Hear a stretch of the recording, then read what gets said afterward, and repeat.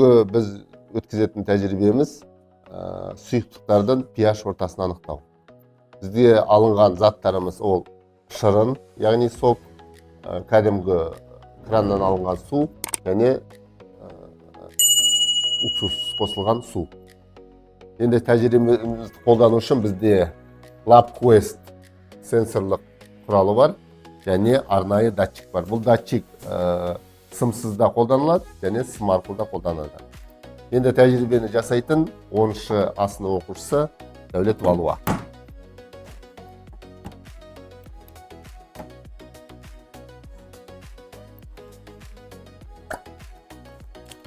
Ең бастысы біз файл дайындап аламыз. Play.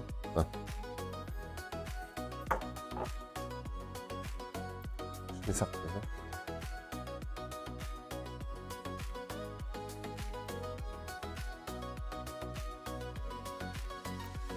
Мына көрініп отқандай pH-тың график бойынша көрсетіледі. pH-тың саны бойынша өзгерісі көрсетілген кестеде. Әр уақыт сайын өзгеріп отырады. Енді бұны тоқтатып, біз сақтаймыз. Файл сақтап қоямыз. Шырын.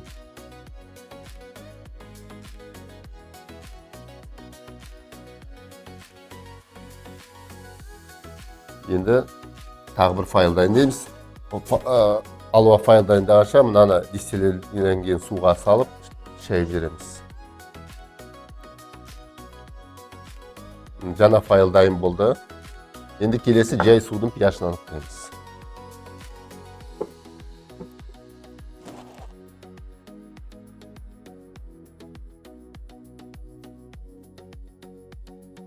График ашып көрсетіледі.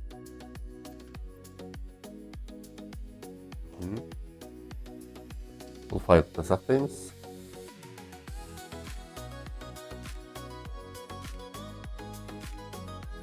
Су.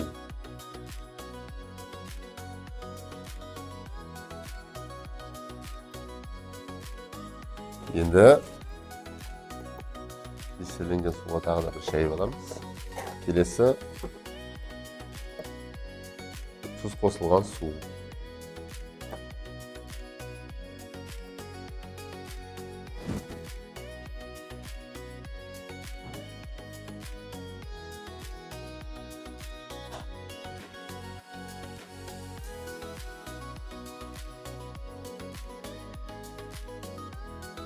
Бұл файлды сақтаймыз.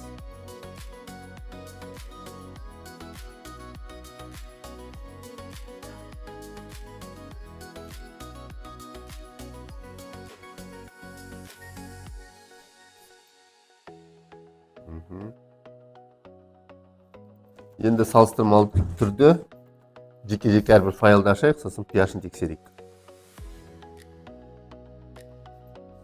Бірінші шырыннан бастадық. Шырынның pH-ы қанша болды орташа? Міне біздің шырынның уақыт бірлігіндегі pH-ы. Енді қазір біз жай судыкін көретін боламыз.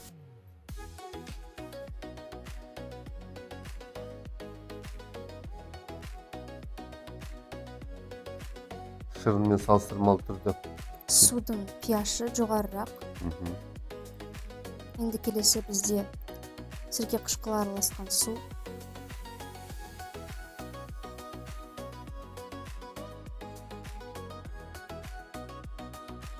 Бұның pH-ы қалғандарынан қарағанда әлдеқайда төменірек.